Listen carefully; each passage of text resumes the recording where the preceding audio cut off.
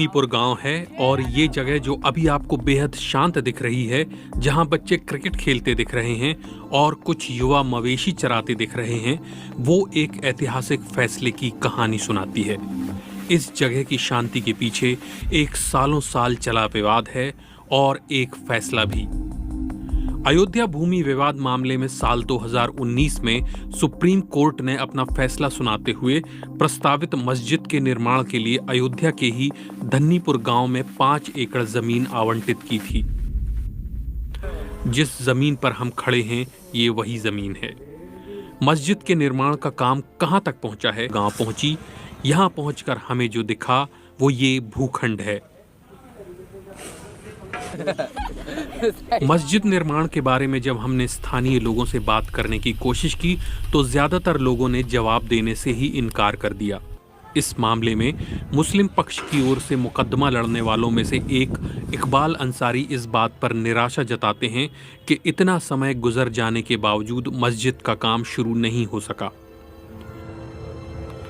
अच्छी बात है, वहाँ जो है ज़मीन मिली है, वक्फ बोर्ड ने ले लिया है, वो जिम्मेदारी वक्फ बोर्ड की है। नहीं बनाना है तो उनको बनावे, जो है वो तो उनकी जिम्मेदारी है। वो जो है मस्जिद वक्फ थी, जब तक हमारे यहाँ अयोध्या में थी तब तक हम लोग देखभाल करते थे। अब सुप्रीम कोर्ट ने फैसला किया, पूरे देश के मुसलमानों ने उसका सम्मान किया। पूरे देश में एक पत्ता भी नहीं हिला, ना कहीं धरना हुआ, ना कहीं प्रदर्शन हुआ। अब ये उनकी जिम्मेदारी बनती है कि ज़मीन तो मिल गई है, अब वो जो है बनाते हैं या नहीं बनाते, हमारे देश का मुसलमान कभी जो है पूछता नहीं है। खालिक अहमद खान अयोध्या में रहते हैं। वो इस्लामिक मामलों को देखने वाले मंच ऑल इंडिया मिली काउंसिल के कार्यकारी सदस्य हैं। वो शुरू से ही इस केस से जुड़े रहे। वो बताते हैं कि मुसलमानों में इस नई मस्जिद को लेकर दिलचस्पी क्यों नहीं रही।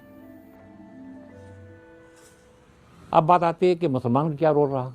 जजमेंट में एक बात आ गई कि बाबरी मस्जिद की अल्टरनेट साइड मुसलमानों को दी जाए 5 एकड़ ज़मीन। अल्टरनेट साइड की बात, यहाँ इस लफ्ज़ ने 2 चीज़ों को वायलेट किया। एक तो वक्फ एक्ट जो है उसको वायलेट किया, और दूसरा जो हमारे इस्लामी शरीयत है बेस्ड ऑन कुरान हदीस, उसको वायलेट किया।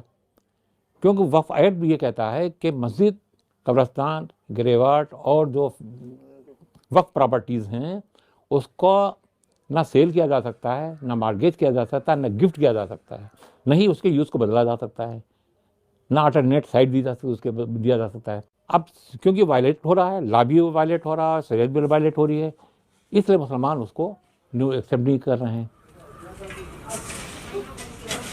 अतहर हुसैन मस्जिद निर्माण के लिए बनी संस्था इंडो इस्लामिक फाउंडेशन के सचिव हैं। उनका कहना है कि दी गई 5 एकड़ जमीन बाबरी मस्जिद की वैकल्पिक जगह नहीं है, बल्कि ये पूरी तरह से नई मस्जिद बनाने के लिए है।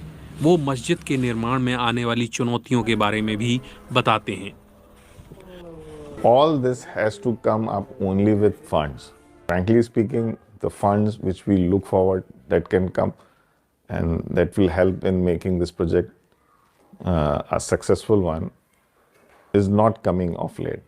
Committee has decided to remodel and reshape the masjid design, that they will come up with a super specialty hospital that will be a cancer hospital, and there will be a community kitchen. Hopefully, once we have a new redesign of which we are coming up, and this project will start soon.